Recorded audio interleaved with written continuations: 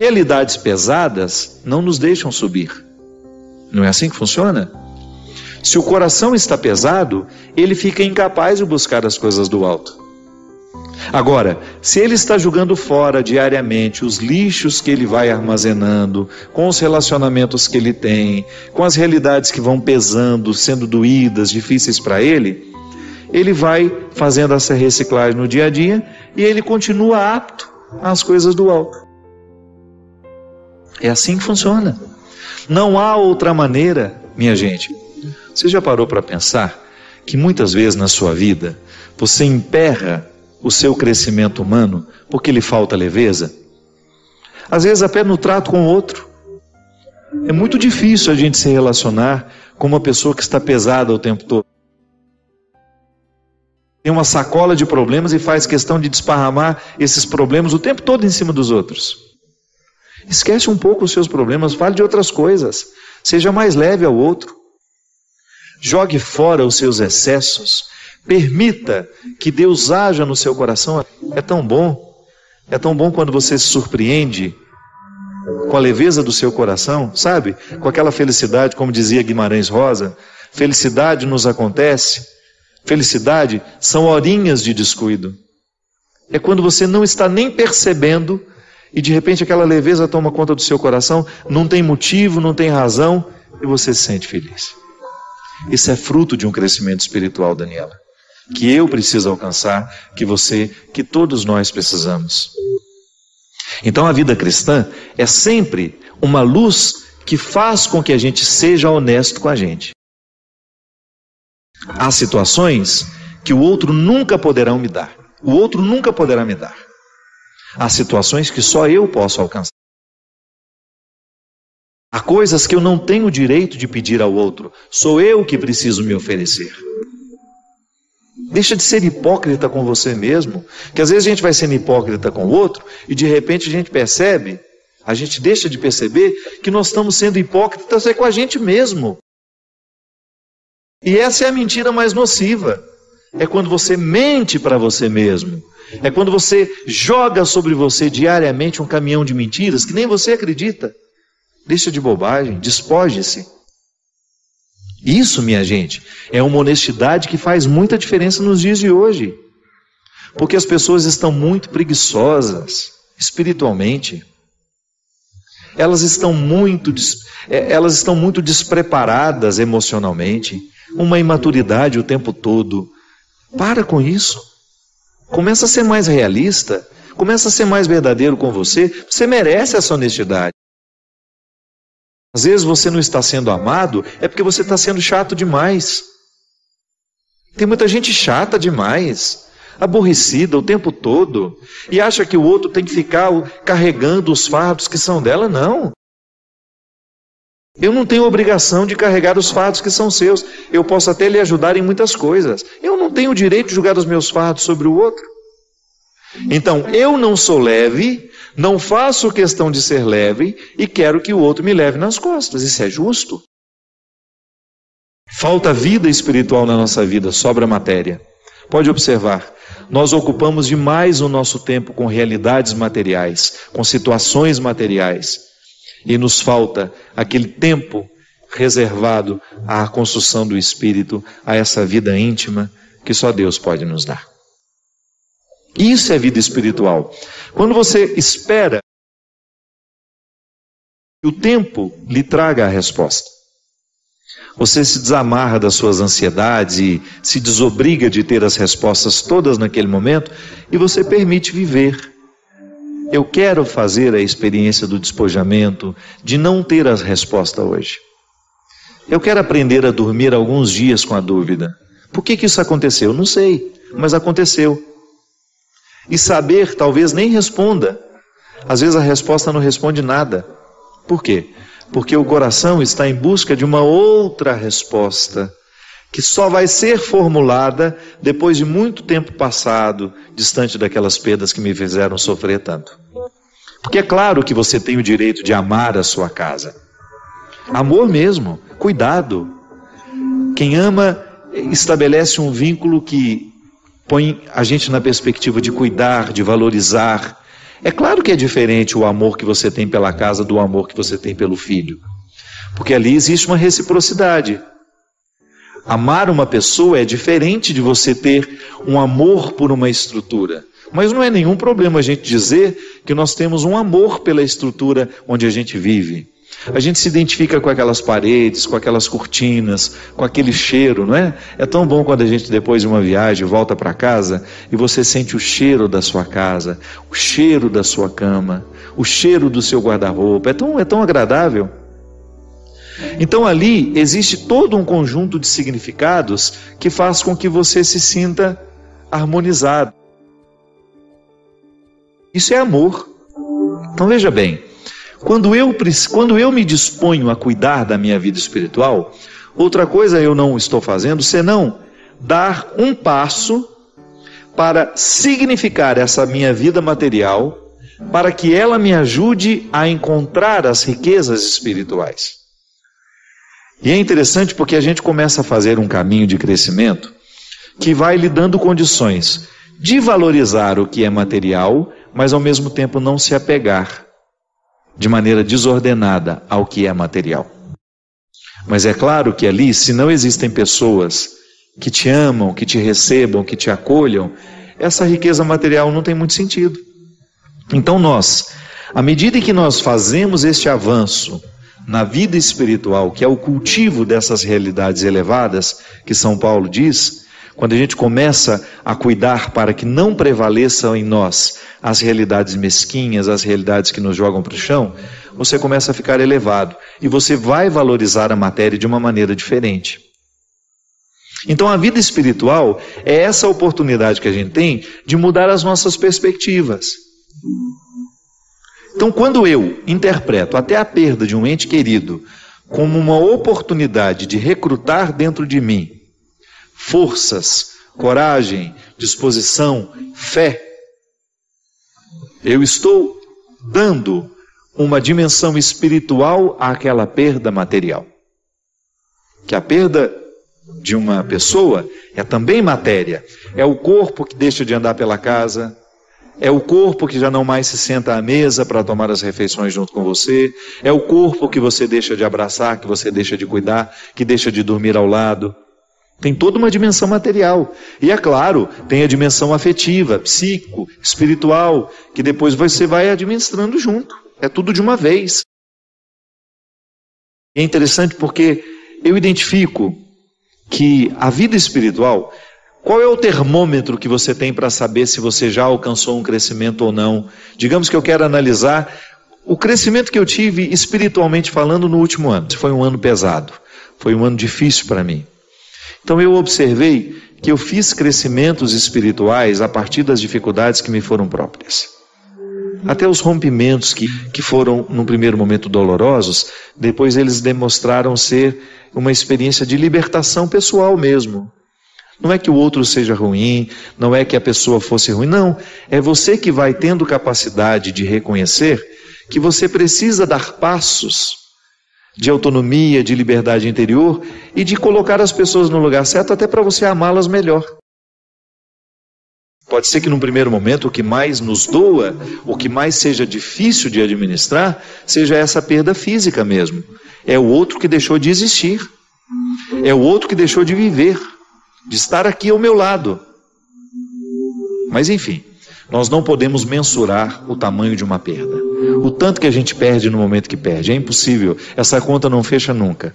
Agora, que as dificuldades da vida, as perdas materiais, nos ajudam a construir uma vida espiritual bem solidificada, eu não tenho dúvida disso. Essa maturidade só é possível à medida que a gente vai dando uma dimensão espiritual para a perda. Vejo o tempo todo acontecendo ao meu lado. Pessoas que estabeleceram um crescimento fantástico na sua vida espiritual, porque souberam administrar as suas perdas e os seus limites. É impressionante, minha gente. Basta a pessoa permitir que isso aconteça. Porque às vezes nós ficamos tão amarrados à nossa dor, e existe um fato que às vezes também nos prejudica muito, que é aquela obrigação de sofrer que às vezes a gente tem. Tem gente que já poderia ter superado o luto há muito tempo, mas acha que não pode. Tem medo do que o outro vai pensar.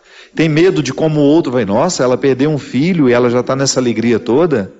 Então nós estamos tão amarrados ao que o outro está pensando sobre nós, que muitas vezes nós não nos permitimos dar esse avanço na vida espiritual, porque ficamos amarrados nessas mesquinharias. Porque como é que nós podemos analisar uma pessoa espiritualmente mais elevada? É quando ela é mais preparada para perder. Se você quiser saber como é que eu sei que uma pessoa está espiritualmente elevada, é a capacidade que essa pessoa tem de perder materialmente. Pode parecer uma contradição, mas não é. Isso acontece. Espiritualmente, o ano passado, o meu crescimento, a minha maturidade, estava intimamente ligada àquilo que eu perdia, não àquilo que eu ganhava. Ganhei muita coisa, foi um ano de muitos ganhos. Fiz projetos importantes na minha vida, mas eu perdi muito. Eu não aprendi muita coisa no momento que eu ganhava. Eu aprendi muito no momento em que eu perdia. Padre, eu perdi o meu filho e não vejo nenhuma vantagem em ter perdido o meu filho. Eu só enxergo prejuízo. Sim, eu também. No momento em que eu vejo uma mãe lamentando a morte do seu filho, eu só vejo prejuízo. Mas vai conversar com essa mãe um tempo depois. A dor de ter perdido o filho não modificou. Pode até ter modificado a saudade, vai ficando mais leve, né? O tempo vai ajudando a curar. Mas ela começa a alcançar algumas dimensões do seu coração que aquele sofrimento só poderia fazer. Aí de repente ela descobre tantas dimensões da vida dela, e aí você identifica que aquele filho soprou uma vida naquela mulher no momento da dor. Como é que nós podemos avançar numa vida espiritual? Identificando naquilo que é vida material, o que pode ser uma amarra para a vida espiritual, ou aquilo que pode ser um impulso. Então nós estamos o tempo todo rodeados pela matéria, a gente não tem como fugir dessa matéria. Você está envolvida pelo seu trabalho, pelas suas amigas, pelos seus amigos, pelo seu contexto de vida social, você está na sua faculdade, você está na escola, enfim, todos nós temos este contexto de vida material que nos envolve. Então, o prejuízo, num primeiro momento, ele pode ser danoso para nós, ele pode nos causar muito sofrimento, mas depois que o tempo passa, você olha para ele e fala, que bom que eu perdi naquela hora. Que bom que naquele momento o meu chão foi retirado. Por quê? Porque pode ser que aquele chão estivesse me prendendo a ele. Que bom que você teve que abrir mão daquilo que foi tão difícil de abrir mão naquele momento. Aí depois que o tempo passa, você olha e percebe que foi fundamental para o seu crescimento humano ter vivido aquela desinstalação que aquela perda havia provocado. Só que, de acordo com o estilo de vida, com o tempo que a gente vai dedicando às situações, pode ser que eu passe boa parte do meu tempo cuidando da matéria, envolvido demais com as questões materiais e sem muito tempo para cultivar uma vida espiritual, uma vida afetiva, que é toda essa dimensão que não está visível, que eu não posso apalpar, mas que faz com que eu continue em pé.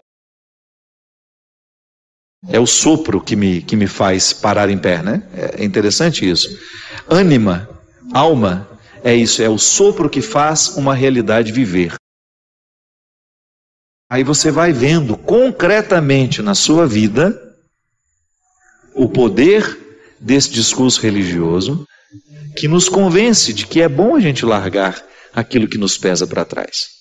A vida espiritual, em qualquer que seja a religião, se essa religião estiver comprometida com o amor a Deus e o respeito ao ser humano, ela não vai propor outra coisa senão assumir esses valores que nos tornam mais leves e desprendidos.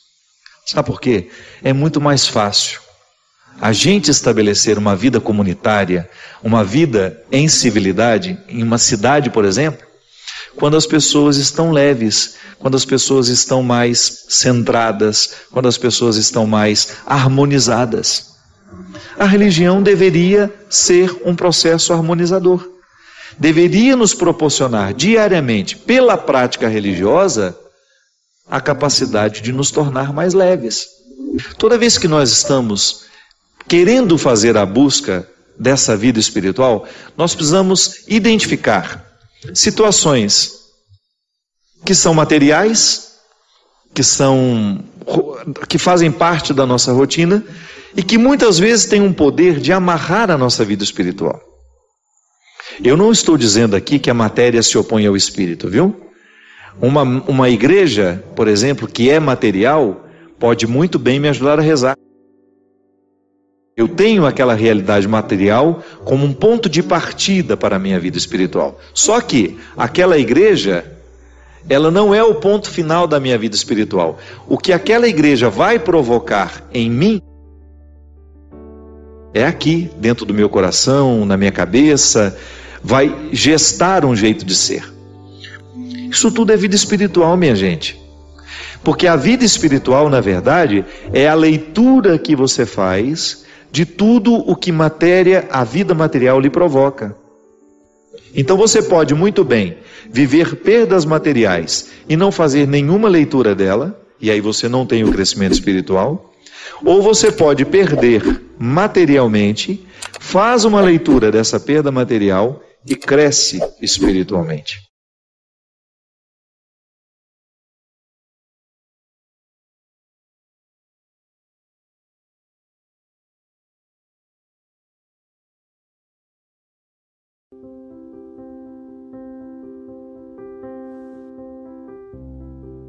Cansamos de dizer isso aqui, faz parte da nossa reflexão diária, que o sofrimento é inevitável na nossa vida.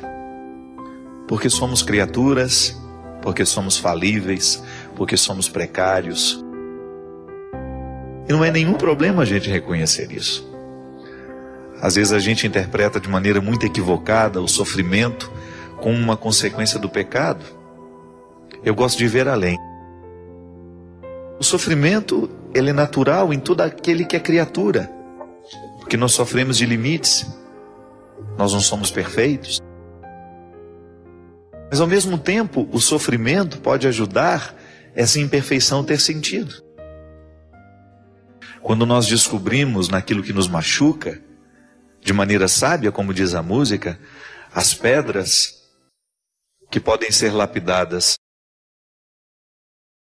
O ser humano, minha gente, ele tem uma capacidade de superação impressionante. Chamam isso de resiliência, né? Eu já expliquei isso aqui. É igual o inverno. Nós estamos numa época muito bonita. Se você sobe a Campos do Jordão, você vai ver que as árvores estão todas nuas. Caíram as folhas, porque não é tempo de vaidade. Se aquela árvore quiser sobreviver, ela não pode insistir em manter as folhas verdinhas. Você olha para aquela árvore e você até tem a tentação de pensar, morreu, acabou, pode descer o machado nela aí que não serve para nada, vamos fazer lenha. Mentira. Aí quando você chega final de agosto, início de setembro, aquelas árvores já estão todas renovadas. Aquilo que parecia morto está cheio de vida agora. Minha gente, nós precisamos fazer a mesma coisa toda vez que nós somos visitados pelos invernos da vida. A gente precisa se concentrar no essencial. O que nos mantém de pé? Aí você começa a elencar e você vai riscando as bobagens que nós vamos assumindo ao longo das nossas vidas. O que nos mantém de pé? São os compromissos sociais? O que nos mantém vivos? São as festas que a gente participa? Tudo isso é importante quando nós temos condições. Se você passa por uma dificuldade financeira, por exemplo, você tem que cortar custos. Não é assim que funciona? Porque se você não corta custos, você vai à falência. Ah, tudo bem, eu tinha condições de ter um jardineiro, eu tinha condições de ter uma pessoa que me ajudava na cozinha e eu tinha uma arrumadeira. Aí de repente seu marido perde o emprego ou reduz o salário dele, você vai ter que fazer uma redução. É a resiliência dentro do contexto familiar, é a gente ser capaz de se adaptar às novas condições financeiras. Da mesma maneira como um diamante em estado bruto, a gente pode nem reconhecê-lo, porque ele não parece ser diamante, porque ele ainda não passou pela lapidação. O diamante em estado bruto é uma pedra igual às outras. Só o olho clínico, o olho técnico identifica que ali dentro tem brilho. E por isso, o golpe duro para poder retirar os excessos. A gente é a mesma coisa. Diamantes em estado brutos, em estados brutos, que precisam ser lapidados. Diamantes que necessitam o duro golpe da lapidação, para que a gente possa fazer brilhar o que existe por dentro. Muitas situações não vão nos chegar no momento em que nós queremos. O tempo tem o seu ritmo. E aqui entra aquela questão inicial. A dimensão profética do meu batismo me denuncia. Então eu diariamente me denuncio. E isso também é profecia. Você se perguntar, você ser capaz de olhar para você? Você ser capaz de olhar para o que você está vivendo e se perguntar, o que eu preciso fazer para me adaptar a isso? Para eu não sofrer além da conta, para eu ser capaz de administrar esse momento difícil com sabedoria, com dignidade. E aí, ainda que você não tenha a resposta clara diante dos seus olhos, você está com condições de prosseguir. Nem sempre a gente consegue. Encontramos todo dia pessoas que fracassam nos seus sofrimentos. Pessoas que não sabem viver a contradição da dor. Porque a dor é um território contraditório. Quando nós somos visitados por um sofrimento agudo, é como se a coerência do mundo fosse embora. É como se a gente não tivesse condições de ajuntar as peças do mosaico que somos, ou dar significado a cada parte. A dor, ela parece que estilhaça a nossa inteireza. Que às vezes a gente, por causa da dor que sente, a gente toma decisões precipitadas. Eu mesmo acompanhei um caso de uma senhora que perdeu o marido e o filho num acidente, e ela já aos 50 e poucos anos, queria de toda maneira adotar uma criança, imediatamente à morte, à perda daqueles entes queridos. É claro que não é sábio fazer um negócio desse. A opção por adotar uma criança não pode ser uma maneira de fugir da minha dor. Porque quando uma pessoa que nós amamos é retirada do nosso meio, o nosso mundo perde a coerência. Mas essa perda pode ser temporária. Quando pela força da ressurreição nós começamos a resgatar a memória daquele que nós amamos e que nos deixou e trazemos essa pessoa para o nosso dia a dia de outra forma, que não é mais física, não é mais material. É impressionante, minha gente, como é dom de Deus em nós a resiliência. A vida é assim mesmo, nós somos criaturas, nós adoecemos, nós morremos. E é claro que esse é um alento, eu sei que é um conforto para o coração da gente pensar, Deus me tirou. O que Ele dá, tudo que nasce um dia morre. É claro que a gente não gostaria que morresse tão cedo, a gente gostaria que todo mundo morresse velhinho, doente na cama em casa, né? Sem aquelas aparelhagens de UTI horrorosas, estendendo uma vida que nem é vida mais. A gente gostaria que todo mundo que a gente ama morresse lá com 100 e poucos anos e apagasse como se apaga uma vela, sem sofrimento, mas não é assim. É natural que no momento em que você perde o seu filho, você sinta que Deus lhe causou um prejuízo. É uma visão ingênua, mas acontece. Depois a própria vida nos amadurece para pensar que aquilo não foi Deus. É o acontecimento natural da vida. A vida está entregue à liberdade de ser o que pode ser. Então nós estamos abertos, nós estamos entregues às mãos dessa vida, onde acidentes podem acontecer por negligências nossas, ou até porque morremos naturalmente. O corpo morre. A cada dia nós vamos perdendo a vitalidade, e por isso a experiência do cuidado é tão importante para que essa saúde seja mantida. Por isso os exames periódicos, a gente vai ao médico, procura para descobrir a tempo as doenças que, se não descobertas a tempo, podem nos matar sim. É a vida. Somos nós parceiros de Deus aí na manutenção de tudo isso, mas de vez em quando não dá certo. De vez em quando não dá certo. Por mais que a gente tenha lutado, por mais que a gente tenha tentado, a vida vem e nos rouba o que temos de mais precioso. A vida é cruel, gente, e é cruel para todo mundo. Não é cruel só com você. Onde existe vida humana, ali existe crueldade. Infelizmente, o que é a crueldade? Vamos especificar isso, né? Para não dar a impressão que Deus está sendo cruel com a gente. Porque definitivamente eu serei sempre um defensor de Deus. Eu não acho que Deus nos manda doença para nos ensinar nada. Eu acho que Deus sempre quer o bem da humanidade, o amor, a beleza, a bondade. Agora, ao entregar a obra criada a uma regra interior e livre, que existe dentro de cada condição criada, nós estamos sujeitos às leis. E o mistério de Deus, nessa hora, minha gente, acontece. Porque Deus nos fala muito mais quando nos calamos do que quando falamos. Você imagina se Deus ficar interferindo em tudo o tempo todo? Ele retira a liberdade do mundo, né? Mas tá bom, a gente acredita que quando a gente reza, Ele nos atende. Eu não estou entrando nesse mérito. Eu estou só dizendo que quando uma coisa ruim acontece conosco, não cabe perguntar por quê.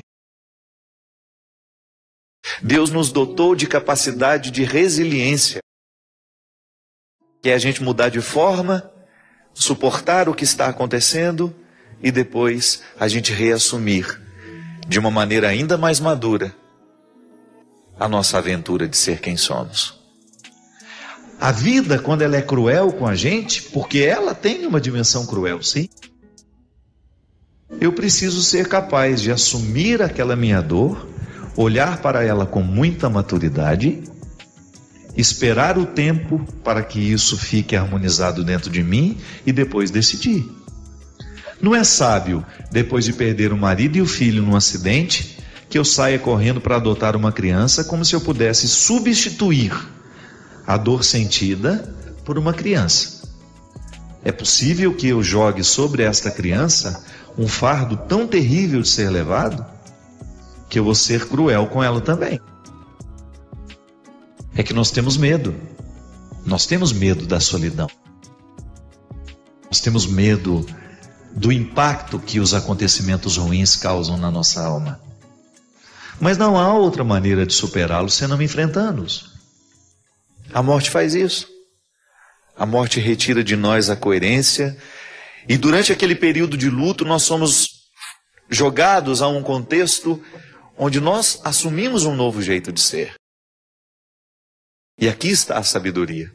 Quando Deus participa do nosso processo, quando o coração tem fé, quando a fé faz parte do processo daquela pessoa, essa resiliência se torna um processo natural. E ainda que a gente fique revoltado, que a gente fique chateado, e é natural que seja assim, porque nós somos precários, é natural que sentimentos mesquinhos também aconteçam no coração de pessoas boas. Só não é natural que ele prevaleça. E tudo que nos é dado, um dia também nos é tirado pelo próprio movimento da vida. Não é porque Deus é cruel. Não, é porque é um movimento natural da vida. Porque as pessoas vão embora não é só quando morrem. Tem mãe que tem uma dificuldade muito grande quando o filho vai se casar, por exemplo. Quando um filho resolveu montar o próprio apartamento, ela cai de cama, deprimida, toma 3, 4 antidepressivos, só porque o menino foi embora. Não é assim? Você conhece gente assim? Eu conheço assim um monte. Por quê?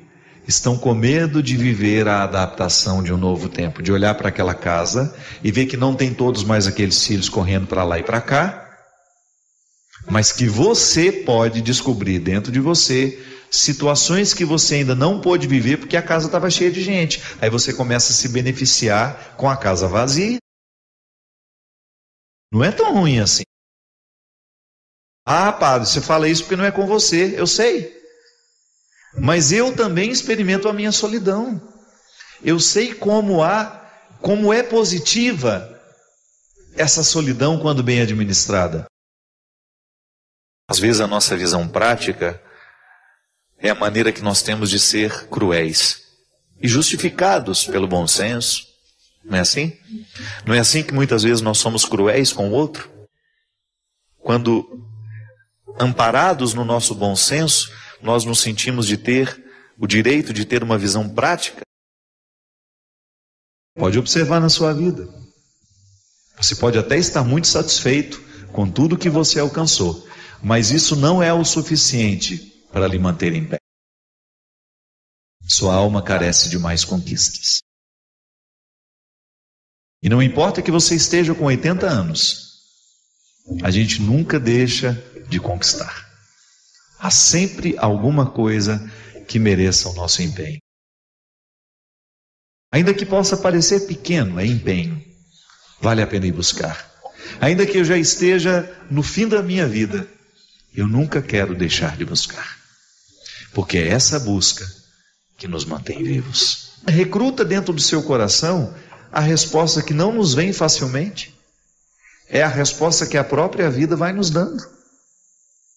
A gente não pode se iludir. Muitas perguntas que a gente faz ao outro, não é o outro que vai nos responder. É o próprio movimento da vida, minha gente.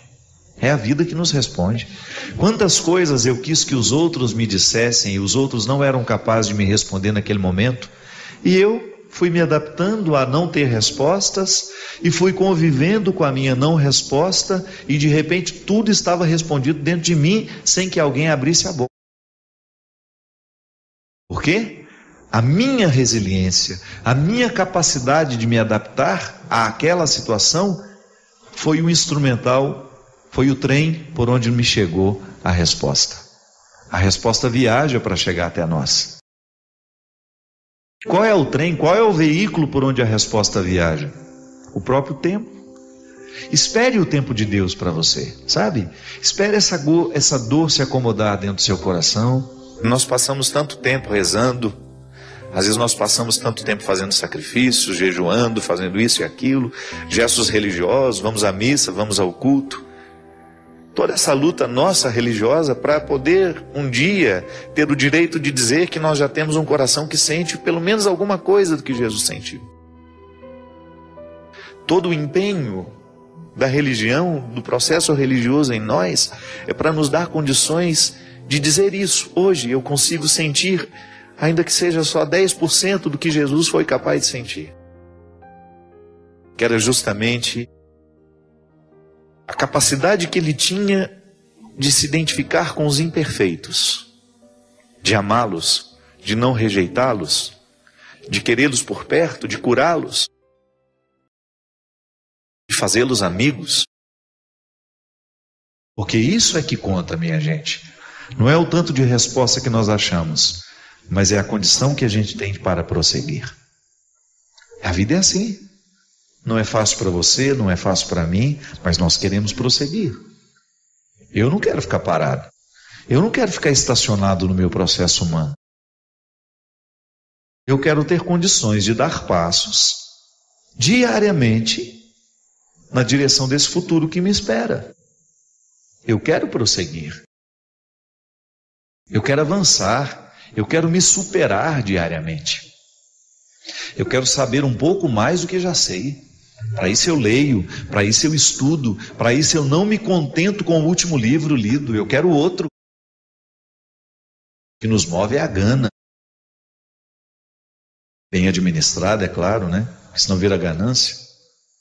A gana, o desejo, a vontade de ir além. E o que é o desejo? É a satisfação? Não é não. O desejo não é a satisfação, o desejo é a ausência. O que me move não é o que eu tenho, o que me move é o que eu não tenho. E isso é fantástico. O que nos move como pessoas não é o que nós já alcançamos, é o que ainda não temos que nos move. Não é assim? Na nossa vida espiritual afetiva é a mesma coisa. De vez em quando nós somos abatidos pelas dificuldades e nós precisamos viver a resiliência. Às vezes as pedras que chegam no nosso coração são tão pequenas e nós a enxergamos tão grandes. Minha gente, tanta situação neste mundo precisa de pessoas. E aí a gente fica dentro de casa chorando porque a gente está sozinha, porque o filho está namorando e não dá mais atenção para a gente. Para com isso. Tem tanta coisa preciosa que pode ser vivida e experimentada quando você está vivendo essa libertação. Desça sobre mim, sobre você, sobre todos nós, a bênção e a proteção do céu, do Deus Todo-Poderoso, Pai, Filho e Espírito Santo.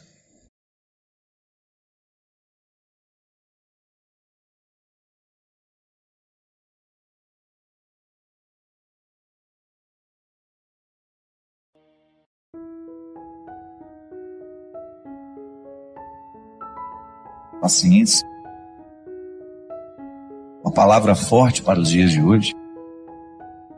Tudo hoje nos convida a ir com muita pressa. O mundo hoje é apressado. E se a gente não cuida, a gente entra nesse ritmo acelerado que nos impede muitas vezes de perceber a própria vida. Semana passada estava viajando com a minha mãe, levando-a para Uberlândia. E num determinado momento eu tinha dormido, porque eu estava com muito sono. Eu acordei e sentei ao lado dela. Eu falei, senhora não quis dormir um pouquinho não? E ela me disse assim, eu não. Essa paisagem está tão bonita, se a gente perde a gente não vê. Achei a resposta da minha mãe muito sábia. É verdade. Muitas vezes nós não apreciamos a viagem, ou porque estamos ocupados com tantas coisas, que até queremos dormir um pouco, não é nenhum problema. Mas ela, diante da beleza da paisagem que ela tinha do lado de fora do ônibus, ela preferiu apreciar aquilo que estava sendo a viagem. E é interessante porque às vezes, quando nós pegamos a estrada, a nossa ansiedade é chegar. Por isso que às vezes a gente acelera tanto, a gente anda até acima da velocidade permitida, colocando em risco a nossa vida, em risco a vida do outro. Porque nos falta a percepção de que na viagem o importante é o ir. A graça não está no destino final, mas está em cada passo, em cada etapa desse deslocamento que nos leva até aquele lugar. Para isso a gente precisa ter paciência. Talvez seja a virtude mais necessária para os dias de hoje, a gente ter paciência. Paciência com o processo da vida, paciência com os outros que estão ao nosso redor. Porque só na paciência é que a gente descobre que a vida é rara. Que a vida é rara, que ela precisa ser apreciada, ser saboreada, que essa vida merece ser vivida em cada momento, em cada etapa, com muita intensidade. E às vezes nós vamos ficando cansados, né? Nós vamos perdendo a capacidade de ter essa paciência. Pode observar, quando nós estamos estressados demais, a primeira coisa que a gente perde é a paciência. A gente tem dificuldade de lidar com o tempo, a gente tem dificuldade de lidar com as esperas, com as demoras, a gente quer tudo para ontem. A gente coloca a nossa alma num ritmo tão acelerado que é tão contrário a ela. Minha gente, nós precisamos prestar muita atenção no ritmo que nós estamos dando à nossa alma. Muitas vezes nós estamos fazendo a nossa alma viver num ritmo que sufoca, que mata aos poucos. E quem é que impõe esse ritmo à alma? O corpo. Porque nós não podemos separar as duas realidades. A antropologia cristã nos ensina que corpo e alma precisam ser conjugados juntos. Mas você não pode esquecer que elas têm necessidades diferentes. São duas realidades que necessitam de coisas diferentes. O corpo precisa de atividade física, precisa de alimento, precisa de descanso, precisa de conhecimento. Não é assim que funciona? Se você cuida bem da saúde do seu corpo, você vai observar a necessidade de vez em quando fazer um check-up, fazer um exame de sangue, examinar tudo aquilo que é o funcionamento do seu corpo, porque você quer viver, você quer ter saúde. Então, para ter saúde, é preciso administrar as necessidades do corpo. É preciso compreender o mecanismo do corpo, como é que ele funciona, quais são as necessidades que ele tem. O corpo precisa ser hidratado, então por isso a gente não pode esquecer de beber água. O corpo precisa de higiene, por isso que nós não podemos deixar de tomar banho, cortar o cabelo, cortar as unhas. O corpo precisa de ter dinâmica, ele precisa estar disposto. Para isso que a gente coloca uma disciplina de atividade física, para que esse corpo não fique envelhecido mais do que a idade que você tem. Isso também acontece, às vezes a gente está com 50 anos, mas por causa da vida errada que a gente deu ao corpo, que a gente impôs ao corpo, talvez a gente já esteja com 70 anos na carne, mas não na realidade. Então o corpo tem necessidades que, se a gente não observa, ele entra num processo de falência logo. Aí aquela vida bonita que você poderia desfrutar, você não desfruta porque você foi negligente com as necessidades do seu corpo. Aí você vai para as necessidades da alma. Oh, meu Deus! Como são diferentes as necessidades da alma. A alma precisa de oração, a alma precisa de silêncio. Claro, é o corpo que faz esse silêncio para que depois a alma possa sentir. Eu gosto de dizer que quando o corpo fica calado, até que a alma comece a sentir os benefícios do corpo estar quieto e calado, vai um tempo. Não é imediato. A alma fica rebuliça dentro do corpo porque a gente está sempre apressado. Nós estamos dando ao corpo um ritmo alucinante constantemente. Então a alma tem dificuldade de descansar. E a oração, a verdadeira oração, é aquela que, calado o corpo, a alma também começa a se calar. E aí ela começa a ficar propensa a Deus. Ela começa a ter a possibilidade de ter um encontro com Deus, porque ao disciplinar o corpo numa quietude e num silêncio, a alma começa a entrar neste contexto de silêncio, de quietude, que é onde a gente vai ter a oportunidade de ouvir Deus falar com a gente. A alma precisa de música. Quantas vezes você chegou cansado em casa, tomou um banho, deitou na sua cama, colocou uma música que te relaxava e você sentiu que a sua alma agradeceu aquele carinho que você fez a ela? Isso é oração também. Ainda bem que nós temos aqui, as músicas que nos fazem rezar. Ou gosto de dizer, as músicas que rezam por nós. A gente grava tantos CDs todo ano. Aqui na Canção Nova você tem uma infinidade. Nós temos aqui o novo trabalho meu, Deus no Esconderijo do Verso. Todas essas músicas compostas, pensadas, elaboradas, gravadas, para que a alma viva o deleite que a arte pode trazer. São canções naturalmente religiosas que vão fazendo com que a nossa alma desfrute dessa tranquilidade. A arte ensina a nossa alma a ser paciente. A oração ensina a nossa alma a ser paciente. Aqui na Canção Nova nós temos tantos produtos para isso. Uma palestra, um livro. Você tem aqui o livro Discípulo da Madrugada. Você começa a ler um livro que foi preparado para isso. Nós não só queremos vender o trabalho que a gente faz. Não. O primeiro motivo aqui, por acaso esse trabalho aqui pode ajudar. Ajuda aqui a Canção Nova, ajuda as minhas obras, ajuda a tantas pessoas. Mas o primeiro objetivo que a gente tem quando escreve um livro, quando compõe uma música, quando a gente grava um CD, é proporcionar àqueles que nos acompanham, que acreditam no nosso trabalho, proporcionar um aprendizado da paciência nessa alma. Então a gente tem uma leitura que nos tranquiliza, que nos ensina valores, que mexe na nossa cabeça, que mexe no nosso jeito de pensar. Aí você vai percebendo este movimento natural de Deus, trazendo essa paciência que é tão fundamental para que a gente tenha equilíbrio para enfrentar as pressas da vida. Eu vou te contar uma coisa, hoje é impressionante como nós encontramos pessoas que estão destruindo as suas vidas porque não aprenderam a paciência. A pressa nos mata. Você que está me ouvindo, eu tenho certeza que você sofre na sua carne as consequências da sua ansiedade. A ansiedade te adoece. A falta de paciência prejudica o seu relacionamento com os outros. Nós estamos agitados demais. Nós estamos vivendo para fora demais. Nós temos compromisso demais, quietude de menos.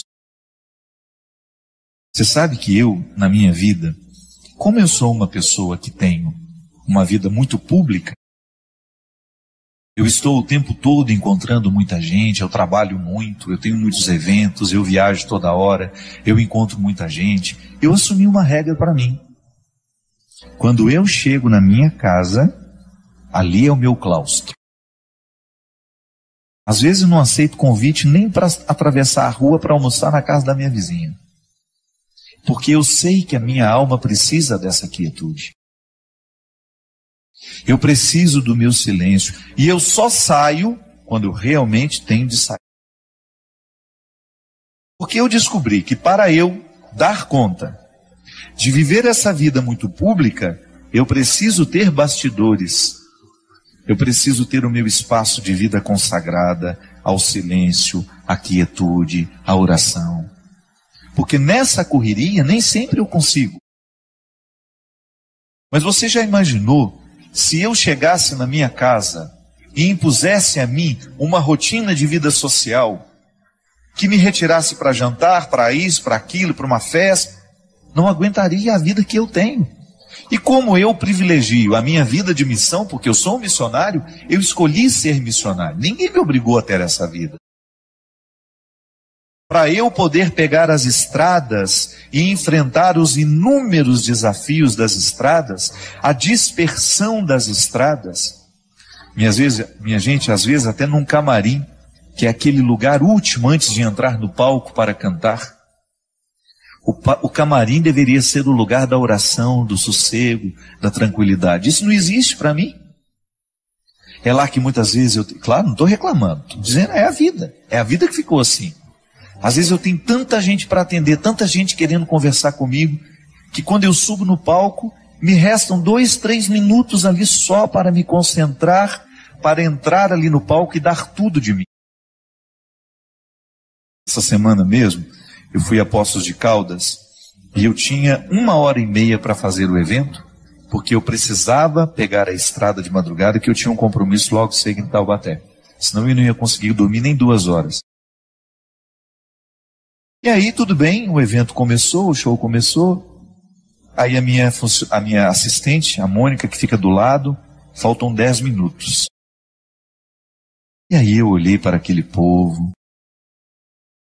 Não tenho coragem de parar o show aqui agora, porque eu preciso ir embora. Ali é o lugar da minha dedicação. Você sabe por quê? As pessoas vão ali para me ouvir. É claro que depois eu me dou o direito de dizer, olha, não vou autografar CD de ninguém, não vou tirar foto com ninguém porque eu preciso ir embora. Mas o meu tempo de evangelização em cima do palco é sagrado. Ali é o horário de exercer o meu ofício. Eu não posso ter pressa no ofício de evangelizar. Mas quando eu chego em casa, eu preciso me dar o direito de viver esses bastidores. De viver esse silêncio, essa quietude, de desligar um pouco o meu telefone, de esquecer que ele existe, de estar um pouco mais diante de Deus, para que Ele me preencha, para que depois, quando eu voltar para a estrada, eu continue tendo o que oferecer ao outro. Olha aqui, você tem uma vida diferente da minha. Você não tem essa necessidade de evangelizar como eu evangelizo. Mas não se engane. Você também tem a mesma necessidade que eu tenho de ter bastidores. Sua vida te exige. Você tem uma vida social que te joga para fora o tempo todo. Você trabalha muito, você encontra muita gente. E qual é o espaço que você cria para criar dentro do seu coração esse espaço de paciência que só Deus pode nos dar? Qual é o espaço que você cria para que Deus tenha condições de moldar a sua alma de acordo com a sua vontade, com o desejo que Ele tem? Qual é o espaço que você oferece a Deus para que o seu florescimento espiritual aconteça? Para que você não se desgaste demais nessa vida que não para, nessa vida que é tão rara e que muitas vezes você não percebe por causa do modo de vida que você escolheu viver? Quando eu dou o meu testemunho de que eu tenho estrada demais e muitas vezes bastidores de menos, e que por isso que quando eu chego em casa, eu tenho que me recolher e proporcionar ao meu coração uma restituição espiritual. Eu fico pensando também os meus amigos que são padres, que enfrentam no seu dia a dia o desafio de atender as pessoas o tempo todo, porque muitas vezes as pessoas não estão preocupadas com o descanso do padre. Eu já encontrei muitos padres que ficam até constrangidos de dizerem que vão tirar um dia de férias, uma segunda-feira, por exemplo, para descansar. É direito dele. Ele precisa restituir no coração aquilo que ele oferece ao longo da semana. Há padres que celebram 5, 6 missas por domingo. Isso é desgastante, minha gente. A graça de Deus nos sustenta, mas nós também precisamos buscar a quietude para que esta graça alcance o nosso coração e nos restitua com a nossa paciência. Muitas vezes nós encontramos os nossos padres, os nossos pastores dando patada no povo. Não é porque eles são ruins, não. É porque eles estão cansados, eles estão excessivamente carregados. Por isso que nós, como leigos, vocês aí, que acompanham os padres de vocês, prestem atenção se o padre não está trabalhando demais, se vocês não estão exigindo demais dele. Ofereça a eles isso. O padre vai passar um dia lá em casa, ninguém vai te importunar, nós vamos oferecer uma casa onde onde o senhor possa descansar um pouquinho, passar um tempo com pessoas que não vão te exigir nada como padre, onde o senhor seja apenas um ser humano, onde o senhor possa rezar, possa ficar em silêncio. E você não pode negligenciar na sua vida a construção deste espaço. Até na nossa vida consagrada, nós que somos consagrados a Deus, eu vejo aqui na Canção Nova, como esses meninos e meninas trabalham. Eles trabalham muito. O meu diretor mesmo, China, que agora está trabalhando ali nos bastidores, quantas vezes esse menino passa a noite editando programas, às vezes o programa que vai ter de ser repetido, ele passa a noite editando esses trabalhos, trabalha muito. Se você vê essa equipe que está aqui, eles são trabalhadores e não tem muito tempo, não.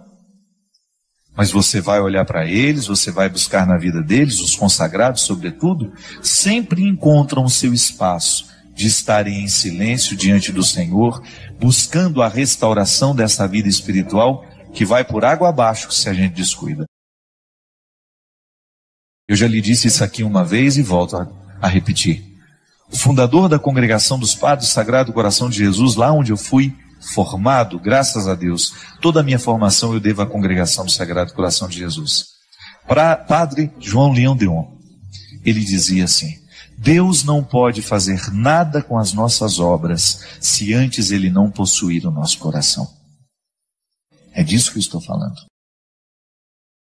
Quando nós oferecemos a Deus o nosso serviço e esquecemos de oferecer a Ele o coração, que é a metáfora de todos os meus bastidores, Deus não poderá restituir aquilo que eu ofereço ao outro através do meu trabalho. E em pouco tempo eu estarei oferecendo a mim. E oferecer a mim, somente a mim, vai me desgastar demais. Eu vou ficar cansado, eu vou perder a paciência, eu vou ficar estressado, eu vou ficar bruto com as pessoas e eu vou esquecer a delicadeza, que é justamente a característica de todo cristão. Portanto, não tenha medo de introduzir na dinâmica do seu cotidiano o espaço da sua restauração interior. Pode ser 5, 10 minutos. Silêncio, oração, respiração profunda. O exercício da respiração profunda é excelente para quem quer descansar, para quem quer dormir bem. Uma boa leitura, uma música que vai lhe fazer bem. Não vá para a cama sem lhe oferecer este oásis que vai lhe dar condições de trabalhar essa paciência dentro do seu coração.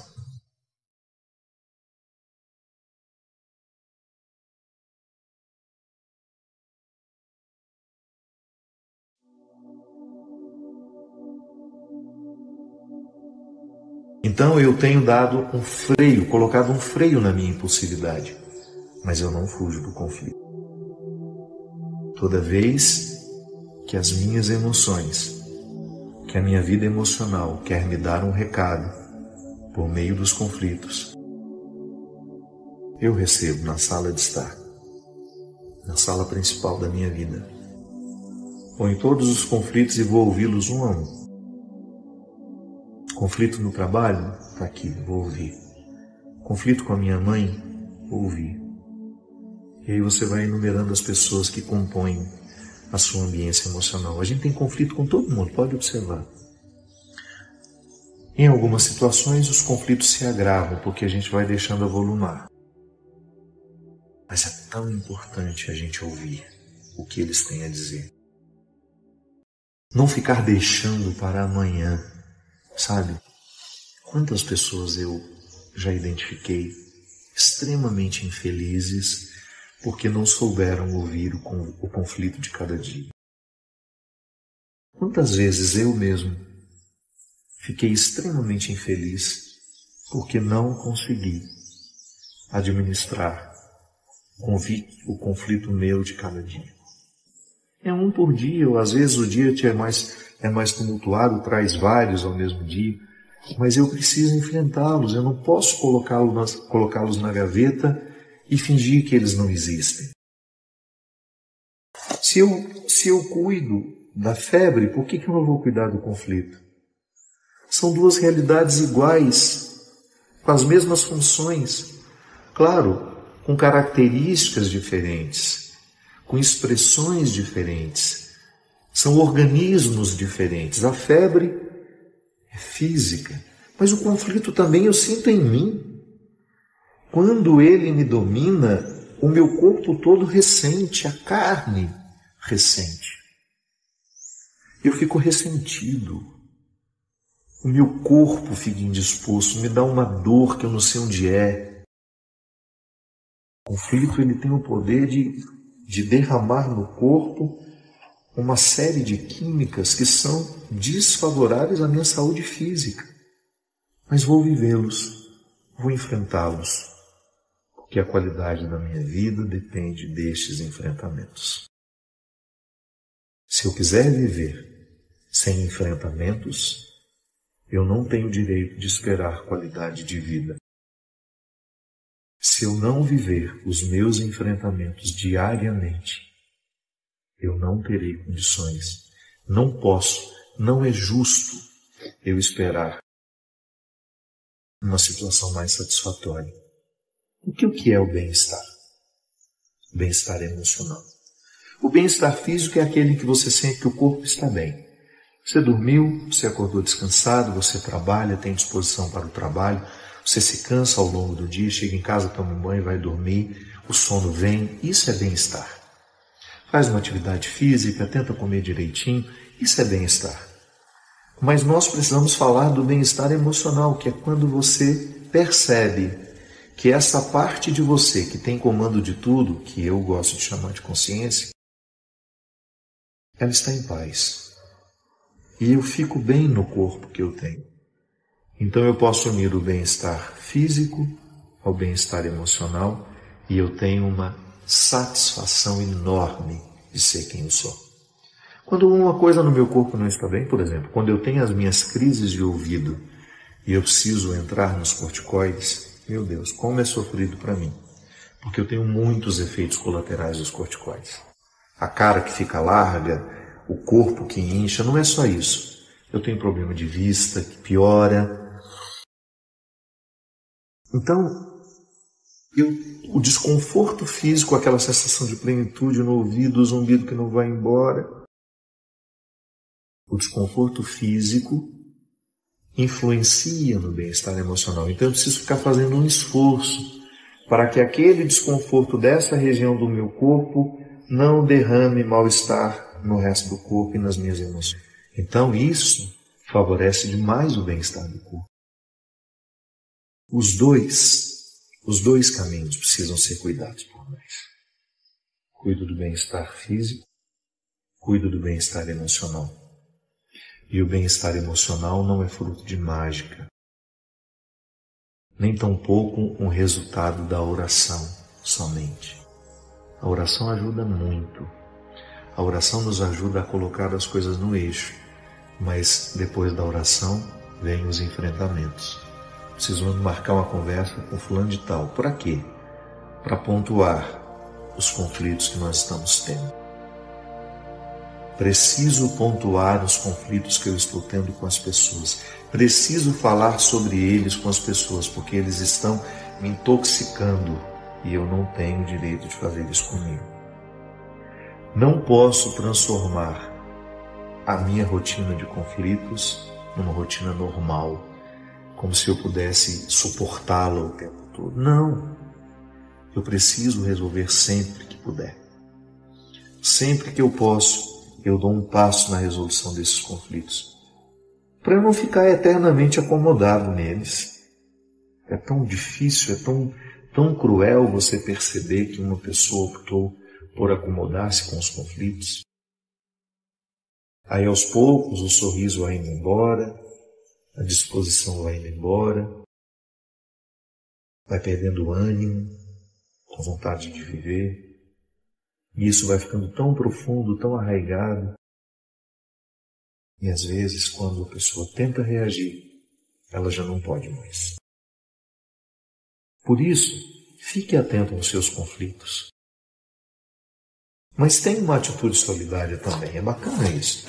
Você identifica que você pode fazer isso por você, mas você também pode fazer isso por muitas pessoas que neste momento estão conflituadas, precisando viver um enfrentamento. Precisando viver enfrentamentos. Motive essas pessoas a fazerem isso também. E o mais bonito, minha gente, quando nós ajudamos alguém, de alguma forma nós também estamos sendo ajudados. Eu faço questão de ajudar sempre. Aqui, para mim, minhas redes sociais, a minha vida pessoal, o meu contato com as pessoas, onde eu sei que existe um conflito, eu gosto de alguma forma. Se eu puder ajudar, eu quero ajudar. Quero contribuir. Porque eu já fui tão ajudado pela minha vida afora. Quantas vezes os conflitos queriam me matar, queriam me arrancar da alegria, queriam me arrancar da minha disposição. E eu tive pessoas fundamentais naquele momento, que me deram a palavra certa, que me ofereceram um ombro, um colo, um amor, um carinho. Então a gente pode ser um para o outro. Eu me disponho, eu fiquei pago para isso e tenho uma enorme satisfação de perceber que o meu ministério me permite isso. De alguma forma, ao expor os meus conflitos pessoais, a maneira como eu lido com eles, também ajudar outras pessoas a lidarem com seus conflitos. É assim que a gente vai qualificando a nossa vida, transformando cada vez mais o nosso coração num lugar harmonioso. Quanto mais em dia eu estiver com os meus conflitos, isso é, enfrentando-os, ouvindo o que eles têm a me dizer, prestando atenção nas mensagens que eles estão me trazendo, permitindo que cada um deles diga, me sugira o que eu posso fazer para vencê-los, ou para adquirir, chegar neste bem-estar emocional, que é tão fundamental nos dias de hoje. Quanto mais eu caminho nessa direção, mais harmonioso eu me sinto. E o mais interessante, a gente perde muito daquela pretensão de sermos perfeitos, de sermos prontos e acabados. Não. O ser humano que está em dia é aquele que resolve os seus conflitos toda hora, todo instante. Não existe perfeição para nós. Nós nunca seremos perfeitos. Bobo de quem desejar ser. Nós somos imperfeitos, mas precisamos ser honestos com as nossas imperfeições. Preste atenção nos seus conflitos. Ouça o que eles têm a dizer. Pode ser que você esteja conflituado há muito tempo e não tenha dado atenção, devida atenção, às vozes interiores que tentam lhe alertar das mudanças que você precisa fazer para viver melhor, para ser mais inteiro, para ser mais feliz. Que Deus abençoe o nosso propósito. Que Ele possa iluminar o nosso coração hoje, nos conceder a sabedoria, o discernimento, para ouvir o conflito, enfrentá-lo e resolvê-lo. Que Deus nos dê sabedoria, discernimento, para também ajudar os conflituados que estão ao nosso redor. Que Ele aguce em nós o nosso sentimento de fraternidade, de solidariedade, para que nós tenhamos paciência com os que estão conflituados ao nosso redor. E nós tenhamos este movimento, tenhamos a capacidade de fazer este movimento, de sair de nós, de viver cada vez mais essa revolução. Isso é uma revolução. Reconciliar-se diariamente é um movimento muito revolucionário. Eu ouso ser quem eu sou. Eu ouso todos os dias ouvir os meus conflitos, não me acomodar a eles e buscar a transformação, a evolução que eles podem me ajudar a viver. Sei que não é fácil ficar sob a doma do conflito. Sei que ele é desconfortável, ele nos desinstala, ele nos retira o sossego, mas há uma dimensão pedagógica dele que é importantíssima de ser ressaltada. Eu escrevi assim: o conflito nos indica a existência de uma inflamação emocional. A cura só é possível mediante os enfrentamentos. Não cale seu conflito, mas ouça cada detalhe do que ele tem a lhe dizer. Adaptar-se a ele é optar pela manutenção de uma conduta pouco frutuosa. Abençoe-nos o Deus Todo-Poderoso, Ele que é Pai, Filho e Espírito Santo.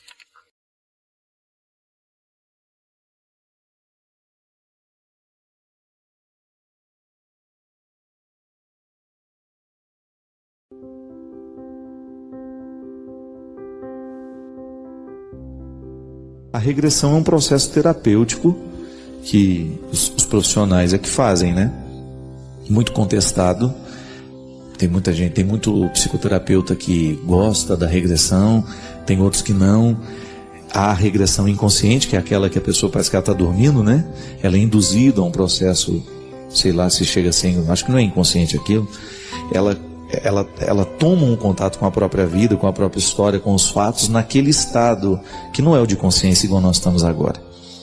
Então ali, segundo essa perspectiva, eles acreditam que muitos traumas são curados, porque a pessoa chega a um nível de reflexão, de contato com aquela realidade que conscientemente ela não tem coragem de chegar por causa dos medos, os bloqueios que o próprio fato causou dentro dela. Por outro lado, tem na psicologia de Jung, né, eles trabalham um pouco dessa regressão mais consciente. Eu acredito muito que a mudança de hábitos, ela favorece a nossa vida psíquica. Eu sei que dentro dessa perspectiva, a regressão é consciente. Ela acontece sem essa necessidade de ficar lá meio num estado que não é, né, o consciente, mas ela trabalha com esta regressão consciente, que é o momento que a gente vai conversando, porque regredir é isso, né? Não tem muito mistério, né? Agora é bom que você esteja acompanhado por um profissional, né? Às vezes, como amigos, a gente regride um com o outro, né? Não é verdade? Você começa a contar uma história, daqui a pouco aquela história lhe emociona e você começa a chorar. A gente só conta isso à medida em que a gente se sente acompanhado, que você tem confiança na pessoa que está do seu lado. Quando você tem liberdade de contar a sua história, você de alguma maneira você está fazendo a regressão. Não estou falando daquela que você faz dentro do consultório. Eu estou falando deste processo de cura que nós muitas vezes podemos viver cada vez que a gente tem coragem e confiança de contar o que nos aconteceu. A palavra que a gente diz, ela tem o poder muito grande de nos libertar. A palavra, aquilo que a gente fala, aquilo que a gente escuta, a palavra que está tocada pela sensibilidade artística, a música, a poesia, a linguagem gestual, né? Tudo isso é tão capaz de entrar dentro de nós e nos fazer tocar algumas coisas da nossa vida que às vezes estão esquecidas. É aquela velha história, às vezes você escuta uma música, você sente o cheiro da sua infância com a música que você escutou. Eu escuto aquilo e é impressionante o quanto que eu faço um retorno no tempo. Eu vejo a minha casa, as panelas da minha mãe, o sofá cheio de buraco, o gato escondido dentro do buraco do sofá, papagaio, bala de manga, tudo, né? É impressionante o quanto que aquelas músicas acendem dentro de mim a memória afetiva. Porque isso é muito interessante. É impressionante o quanto que a música nos faz voltar no tempo. Porque quando a gente regride de um jeito certo, quando a gente volta ao acontecimento de um jeito certo, a gente tem a possibilidade de olhar para o passado com os olhos de hoje. A criança sofreu no passado. Quando eu sou capaz hoje de olhar para a minha pobreza, para as minhas restrições e rir de tudo isso, é porque de alguma maneira eu já pude visitar esse tempo e descobrir o valor dele. Mas quantas vezes na minha vida, gente, eu me recordava de alguns acontecimentos que eu vivi dentro da minha casa e sofria terrivelmente com a lembrança. A lembrança me torturava, mas à medida em que eu fui capaz de contar isso aos outros, à medida em que eu fui capaz de contar essa história, eu me lembro, sabe, que tem um fato na minha vida que marcou muito. Eu nunca tinha contado isso para alguém. Eu só tomei coragem de contar quando eu era padre. Eu estava fazendo uma homilia e eu comecei a falar do quanto que é importante a gente viver a vida como ela é mesmo, sem ter medo de ser quem a gente é. E eu dei exemplo à minha mãe, como eu sempre faço. Quando a gente morava em Piuí, foi um tempo de muita pobreza para nós. A gente saiu de Formiga porque meu pai já estava desempregado há um bom tempo, a gente já quase estava passando falta das coisas. E eu me lembro que lá em Piuí, logo quando a gente chegou, as coisas eram tão difíceis, que a minha mãe, sabendo que tinha muito pouco dinheiro, ela foi um dia procurar um jeito de comprar um arroz que fosse mais barato, sabe? Eu me lembro que eu fui com ela, era adolescente já, né? E aí quando nós chegamos, ela não foi ao supermercado, porque não tinha dinheiro para comprar no supermercado. A gente foi naquilo que a gente chamava de máquina de arroz, já viu isso? Que é o lugar onde faz o ensacamento do arroz, tira a casca e faz o ensacamento. E ela perguntou assim: qual é o arroz mais barato que o senhor tem aqui? E ele começou a mostrar, né, um monte de arroz. Uns era mais pedra do que arroz. E aí ela viu um bem miudinho, né?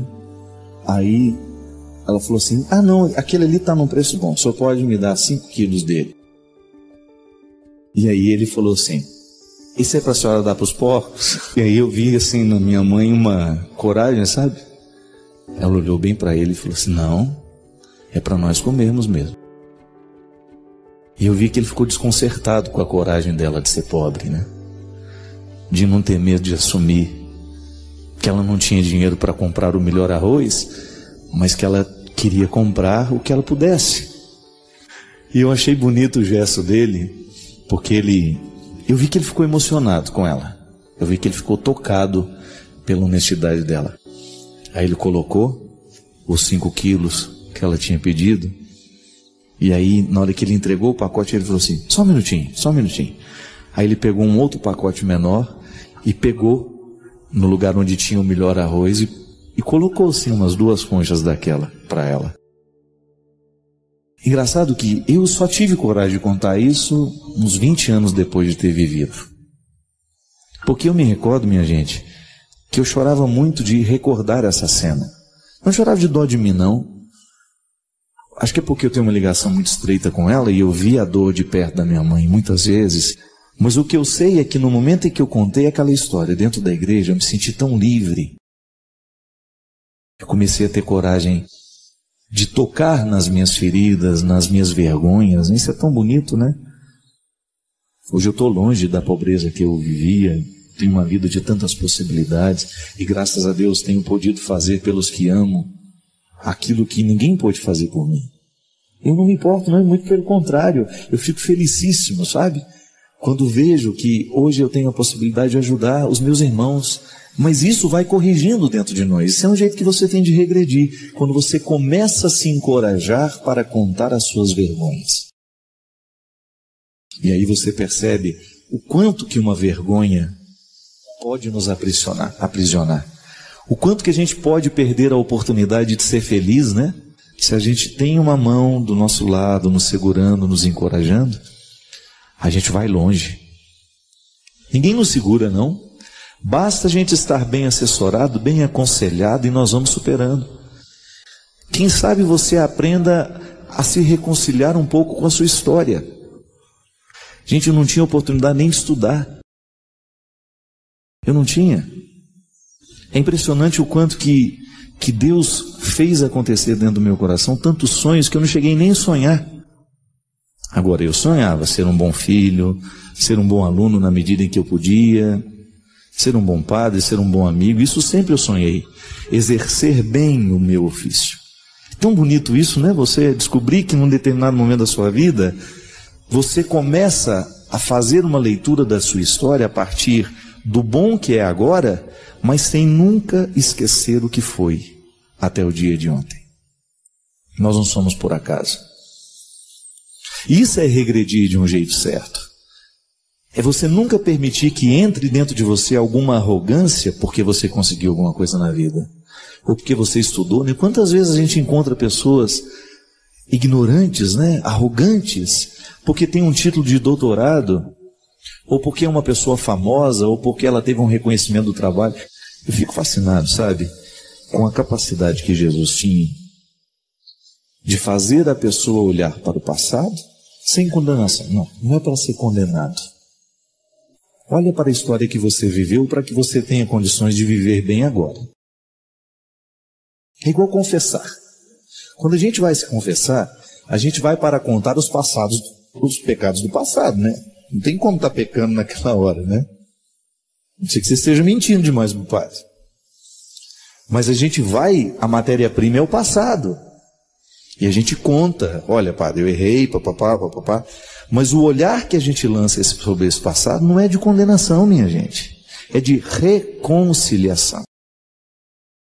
A boa confissão é aquela que faz a gente olhar para o passado para administrá-lo de um jeito novo. Olhar para aquilo que a gente fez de errado, mas para a gente ter a possibilidade de corrigir agora. É por isso que é libertador. Receber a confissão, viver o sacramento da confissão, é reconciliador por causa disso. Porque a gente joga fora o que não valeu a pena e a gente continua a partir de agora, de um jeito novo, é a possibilidade. O sacramento da reconciliação nos coloca diante de uma nova possibilidade. É o que Jesus fazia. No momento que Jesus mandou descer Zaqueu da árvore, outra coisa ele não estava fazendo senão isso. Zaqueu, eu estou te dando hoje a oportunidade de descer dessa altura, dessa arrogância. Era arrogante até a ponto de achar que ele não merecia estar ali. A arrogância do pecado é a pior do que a outra. Quando a pessoa se sente ruim demais, né? Eu sou tão ruim que nem Deus me quer. Essa é a pior. E ele fala, desce daí, meu filho, que o seu lugar é aqui do meu lado. É tão bom a gente ouvir isso, minha gente. Quando você acha que o outro vai mandar você embora, ele olha e fala, não, é do meu lado que eu lhe quero. Uma das coisas mais bonitas que o Padre Léo sabia fazer era isso. Quando você chegava lá em Betânia, na comunidade que ele fundou, que hoje o Padre Vicente luta com tanta dificuldade para manter. O que a gente mais via era isso. O Léo feliz, realizado ao lado dos miseráveis. Gente que não tinha muita perspectiva de vida, miséria mesmo. E ele feliz. E uma vez ele me contou, ele me confidenciou. Eles me lembram quem eu sou. Mesmo que eu esteja bonitinho por fora, mesmo que os meus dentes estejam todos arrumadinhos, mesmo que a minha roupa esteja limpa, mesmo que eu não esteja drogado, os meus meninos, os meus filhos, lembram a minha indigência. E ao cuidar deles, eu cuido de mim também. O tempo todo nós precisamos viver essa experiência. Olha, eu quero deixar o que passou agora e eu quero começar uma nova vida. É o que Deus nos propõe, minha gente, e é o que nós precisamos querer. Queira também. Queiramos juntos. O mundo fica muito mais fortalecido, muito mais bonito, muito mais agradável, quando nós nos dispomos a fazer essa experiência. Deixo o que não valeu a pena e assumo o bom da vida que Deus me prepara e que me entrega agora. Eu quero. Queira também. Porque quando a gente quer juntos, a vida fica muito mais bonita, porque a gente percebe que há outras pessoas que estão lutando pelas mesmas causas que nós. Padre Fábio, a insegurança, o medo, a ansiedade e o intenso conflito entre a razão e o mais profundo desejo do meu coração são sentimentos que sempre fizeram parte da minha vida e que me causaram muitos prejuízos em todos os campos da minha existência. Seja no campo familiar, seja no profissional, no afetivo. E eu decidi que eu quero me libertar de tudo isso, Padre. Quero mudar. Não aguento mais sofrer tanto. Vivo angustiado, deprimido, confuso e sem forças. Tudo que faço na vida costuma dar errado. Quero viver uma vida plena, quero ser feliz. Uma vida simples e sem complicações. É só o que quero. Certa vez ouvi, assistindo uma palestra do senhor, que nascer dói e que nascer de novo dói ainda mais. Eu estou tentando nascer de novo, pois vivo uma vida de pecado e lhe confesso que realmente dói. Quero entregar minha vida a Deus e para tal que tenha forças, porque o que o mundo oferece é muito atraente, porém são ilusões e armadilhas. Peço que o Senhor me ajude, que o Senhor me conduza numa direção a partir de tudo aquilo que eu partilhei. Considero um rapaz bom, honesto, trabalhador, inteligente, querido, pela família, pelas pessoas, mas realmente estou precisando de uma mudança. E estou disposto a entregar a minha vida a Deus.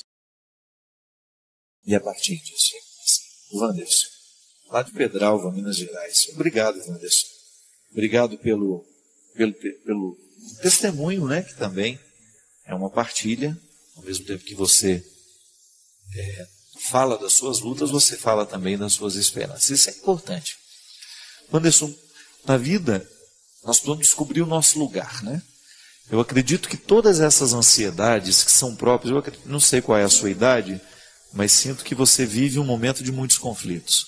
Todos nós passamos por isso, né? A psicologia chama isso de crise normativa. Por que é normativa? Porque é normal, todo mundo passa. Eu passo, você passa, o Ivanilson passa, as pessoas que estão aqui. Existem algumas fases da nossa vida que essas crises são mais agudas. A primeira grande crise, por exemplo, que nós enfrentamos, do ponto de vista existencial, é justamente a adolescência. Porque na adolescência a gente vive uma fase de transição. A gente já não é mais a criança que era, mas também a gente ainda não é o adulto. Então essa fase é uma fase de desconforto existencial. Todo mundo que convive com adolescente sabe. O adolescente é meio revoltado, né? Ele acha que o mundo está todo errado, ele não se sente compreendido por ninguém. Fase normativa, faz parte da vida. Quando nós vivemos essas fases, e ela pode vir em outros momentos da vida, existem alguns profissionais que dizem que todo final 9, para nós, será sempre de conflito. Porque nós estamos finalizando uma fase da vida, começando outra. 9, 19, 29, 39, 49, 59, e os que têm a graça de depois chegar até o 99. Toda vez que nós passarmos por essas transições, é natural que a gente viva. Mas é natural também que a vivência desses conflitos e a experiência saudável dessas crises venha nos colocar num contexto de sabedoria para que a gente não pense que esta crise é a vida. É uma diferenciação muito difícil de fazer, mas nós precisamos fazer. A crise que eu estou vivendo não pode ser confundida com a vida que eu tenho. Às vezes ela pode ser muito volumosa e me dar essa ilusão de que toda a minha vida está em crise. Não. Às vezes eu tenho uma ou outra crise, por exemplo, no contexto familiar. Posso ter uma crise de fé, no meu contexto religioso, espiritual. Posso de repente ter uma crise com um amigo, né? Posso de repente ter uma crise com o namorado, com a namorada, com o irmão. O grande problema é quando aquele ponto, aquela situação pontuada, começa a abranger a vida toda. Aí então, o conflito que você teve na vida afetiva começa a atrapalhar a sua vida profissional, sua vida familiar, sua vida espiritual. Aí a crise é como se fosse um rio que recebeu água demais e não cabe dentro dele. O que ele faz? Ele transborda. O que nós precisamos fazer? Administrar bem a crise. Como? Primeiramente, descobrir por que ela existe. Por que eu estou angustiado? Por que eu estou tão deprimido? Por que eu estou tão cheio de ansiedades, inseguranças, medos? Que são as palavras que você usou. Por que tudo isso hoje é presente na sua história? Então, ao invés de olhar tudo isso de maneira muito completa, muito totalizante, né? Tente particularizar onde é que nasce esse desconforto. É claro que ele tem uma origem. É claro que ele tem uma causa. A gente sabe que não adianta nada a gente tentar cuidar do efeito se a gente não sana a causa. Não é assim a vida? Se eu tenho uma infecção, não adianta eu só tirar a febre. Eu tenho que descobrir a causa da infecção e trabalhar a causa dessa infecção, que naturalmente a febre vai embora. Crise geralmente é uma febre. É uma febre que vai doer em nós e que vai retirar a nossa tranquilidade, porque alguma coisa está em desarmonia. E aí, meu filho, você precisa saber.